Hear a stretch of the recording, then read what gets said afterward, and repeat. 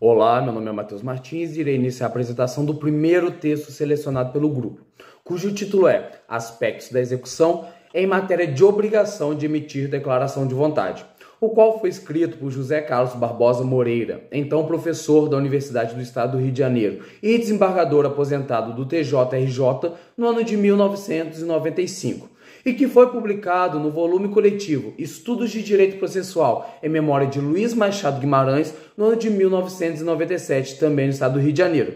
Texto este que faz parte da obra Temas de Direito Processual, sexta série de 1997.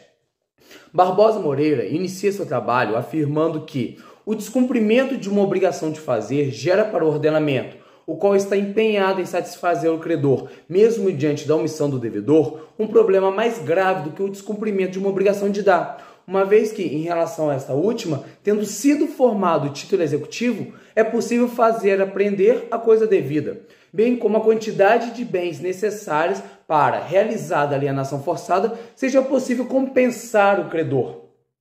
De modo que, por outro lado, em relação às obrigações de fazer, não é possível compelir o devedor, obrigá-lo a manus militari. Assim, aparentemente, esbarra-se aqui em um obstáculo intransponível, onde, quando muito, é possível compensar o credor, o que muitas das vezes se demonstra insatisfatório.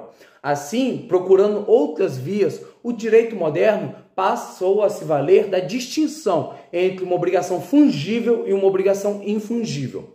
Uma obrigação fungível seria aquela que pode ser realizada por mais de uma pessoa, isto é, o credor estaria interessado no resultado em si. Por sua vez, uma obrigação infungível é aquela que somente pode ser realizada pelo devedor e somente por ele. E aqui, Barbosa Moreira menciona até mesmo a conclusão de Hernani Fidelis dos Santos, o qual afirma que a fungibilidade estaria não na obrigação em si, mas na pessoa que irá realizar a prestação.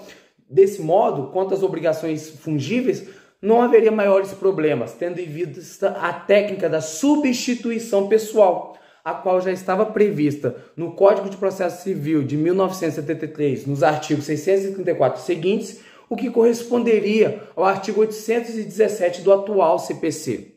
Então, o problema estaria limitado às obrigações infungíveis, gênero da qual, em um primeiro momento, a declaração de vontades faria parte, tendo em vista que ela seria manifestamente infungível. Assim, esbarra-se aqui em um novo problema, o qual Barbosa Moreira, utilizando os dados históricos, bem como do direito comparado, chegou à conclusão que, na verdade, trata-se de um pseudo-problema, uma vez que, não obstante ser materialmente impossível substituir a declaração de vontade do devedor, o que o credor realmente está interessado é nos seus efeitos, isto é, na sua eficácia. De modo que, para solucionar este problema, bastaria atribuir a um outro ato a eficácia da declaração de vontade. E esta foi a solução adotada por diversos ordenamentos jurídicos, os quais atribuíram à sentença transitada em julgada a eficácia da declaração de vontade não emitida pelo devedor. Nesses termos, observa Barbosa Moreira que essa foi a solução adotada pelo ordenamento jurídico brasileiro, sendo que o CPC de 73, à semelhança de seu antecessor, estabeleceu duas disposições, uma genérica no que diz respeito à condenação a emitir declaração de vontade, independente da natureza da obrigação, estando esta prevista no artigo 641, que corresponderia ao artigo 501 do atual CPC, e uma específica no que diz respeito às obrigações de concluir contrato, estando esta última prevista no artigo 639. Aqui o professor faz uma crítica no que diz respeito à sequência dos artigos, uma vez que a regra específica veio antes da regra geral. Registra-se também que a Lei nº 11.232 de 2005 realizou grandes transformações nesses artigos. Por fim, Barbosa Moreira, assim como Araquém de Assis, ressalta que, uma vez proferida a sentença de procedência, não é necessária a citação do réu estabelecendo o prazo para o seu cumprimento, uma vez que o réu ou irá cumprir voluntariamente a decisão antes do trânsito em julgado da sentença, ou irá permanecer inerte, sendo que em ambos os casos o resultado será o mesmo.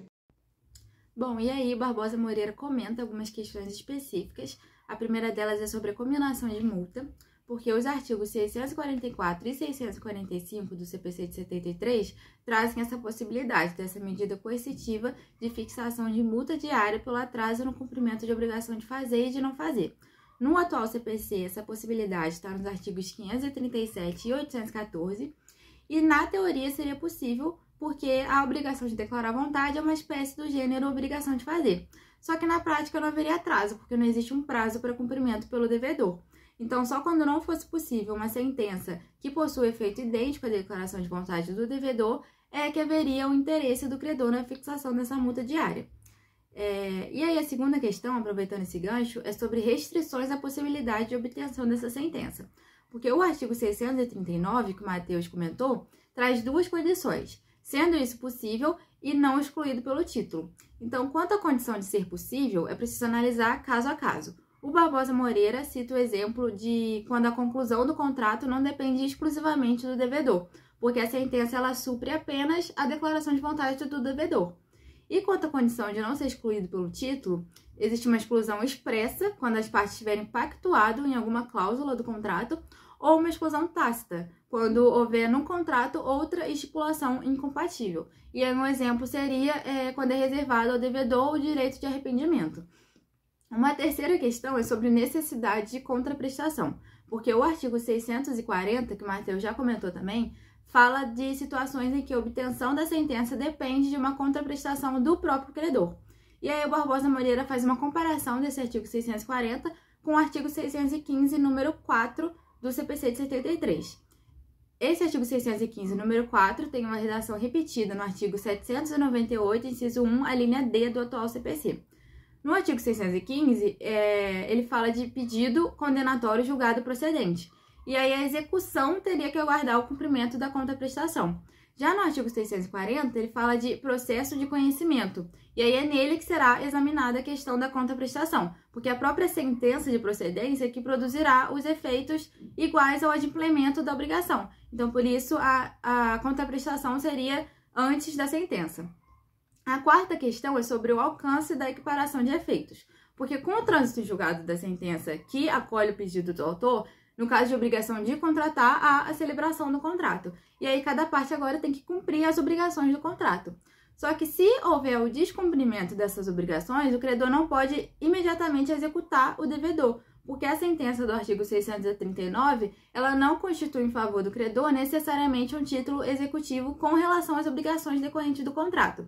Então, ele precisaria voltar ao judiciário para obter a regular condenação do devedor ao cumprimento das obrigações do contrato.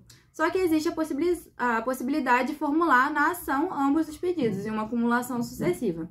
E aí, concluindo, Barbosa Moreira faz uma crítica quanto à localização desses artigos 639 a 641 no Código, porque ele diz que esses dispositivos não têm nada a ver com o processo de execução, que o processo de execução sequer é formado. E aí a gente nem precisou esperar o CPC de 2015 para que essa sugestão fosse atendida, porque a Lei 11.232 de 2005, ela já realizou essa modificação. Então, esses três dispositivos, eles transformaram-se nos artigos 466 A, B e C e foram transferidos para o capítulo da sentença e da coisa julgada, na seção 1 dos requisitos e dos efeitos da sentença. Sobre a ordem desses três dispositivos, que é uma coisa que o Barbosa Moreira também criticou, o Matheus até comentou sobre isso, essa ordem também foi atendida, essa modificação das ordens também foi atendida com essa Lei 11.232 de 2005. E aí, por fim, Barbosa Moreira faz um elogio. Ele diz que a disciplina exposta não pode deixar de ser considerada excelente em substância, no plano da política legislativa e de maneira particular pelo ângulo da efetividade do processo. E aí é importante destacar a importância de medidas que elevem, de fato, a efetividade do processo, porque a gente observa uma crise do sistema processual civil brasileiro, com uma acumulação de processos, principalmente processos de execução, que simplesmente não chegam ao fim, não conseguem alcançar a satisfação plena e integral do credor. Então, medidas como essa, de fato, devem ser elogiadas e valorizadas. Olá, meu nome é Camila Mizadai e eu vou começar a apresentação acerca do segundo texto escolhido pelo nosso grupo, cujo título é Cumprimento e Execução, Necessidade de Esclarecimentos Conceituais, que foi escrito pelo ilustríssimo professor Barbosa Moreira no ano de 2006, alguns meses depois da promulgação da Lei nº 11.232 de 2005, que tratava do estabelecimento da fase de cumprimento de sentenças no processo de conhecimento e da revogação de alguns dispositivos relativos à execução fundada em título judicial. No momento em que escreveu esse texto, o professor Barbosa Moreira já havia se aposentado do cargo de desembargador do Tribunal de Justiça do Rio de Janeiro e estava com dedicação exclusiva à docência na Universidade Estadual do Rio de Janeiro. E esse texto foi direcionado especificamente à revista Dialética de Direito Processual. E o objetivo desse texto, como o próprio título já elucida pra gente, é discutir a aplicação dos termos cumprimento e execução na redação especificamente dessa nova lei.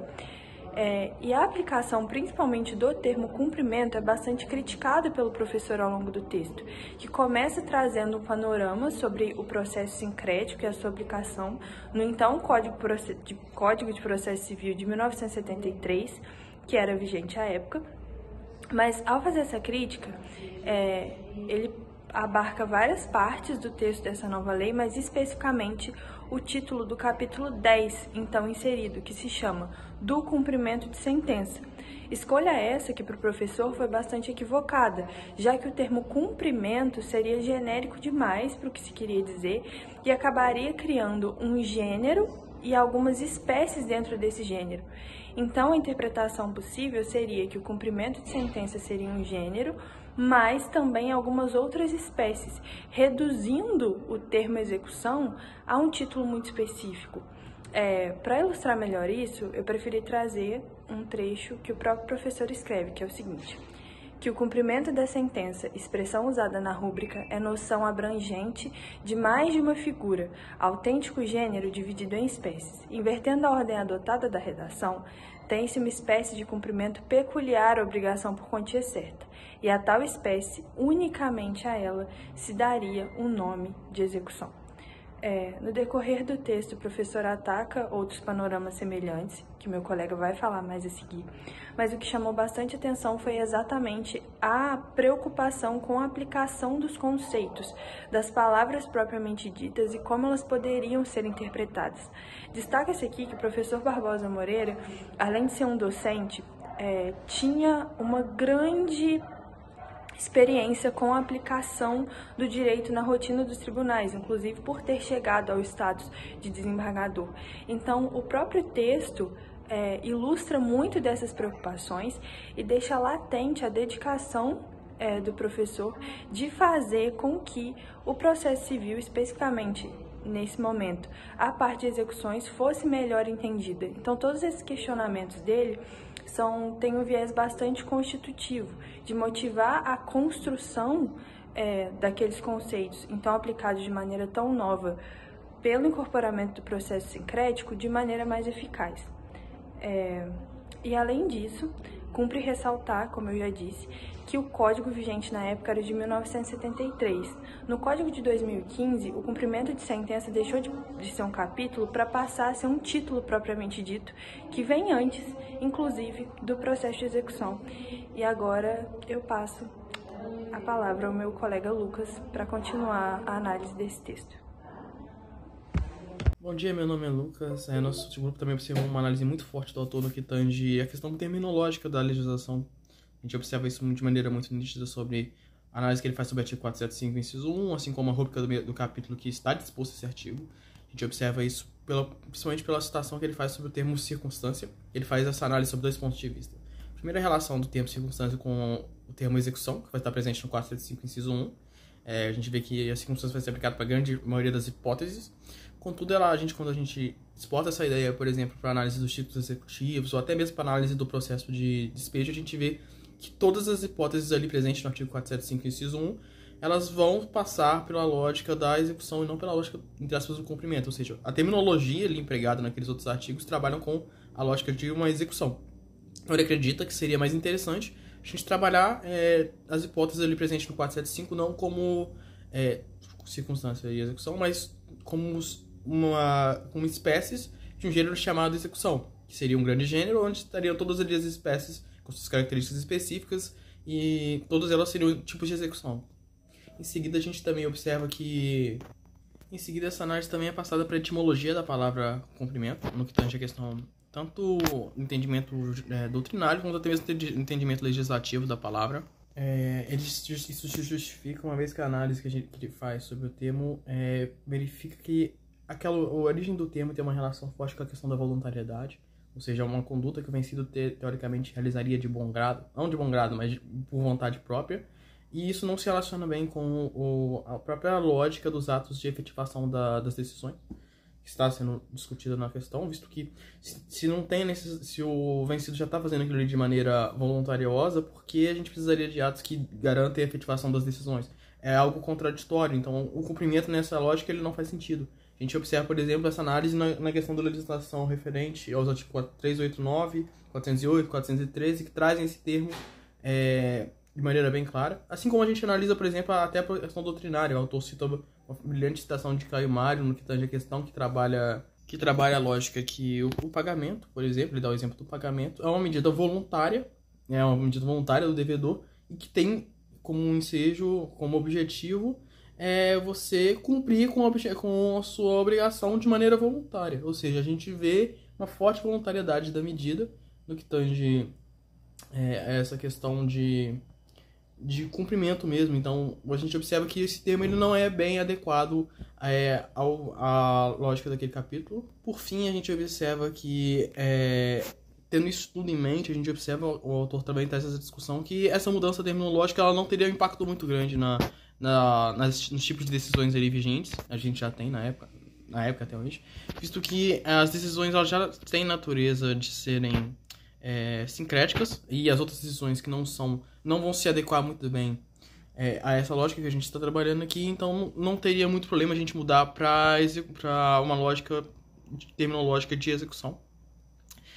E disso a gente observa que essa mudança ela não teria um impacto muito severo no que tange o tipo de sentença que a gente já tem, visto que, por exemplo, a gente observa que não há mais o processo de execução de maneira autônoma, da maneira que a gente tinha em lógicas anteriores, e a gente tem agora o processo sincrético, que, enfim, não se relaciona de maneira direta com isso, então ele acredita que, pela relação terminológica ser mais acertada, assim como a impossibilidade de realizar essa confusão que os operadores poderiam realizar, ele acredita que o termo não teria um impacto muito severo no que tange a questões negativas.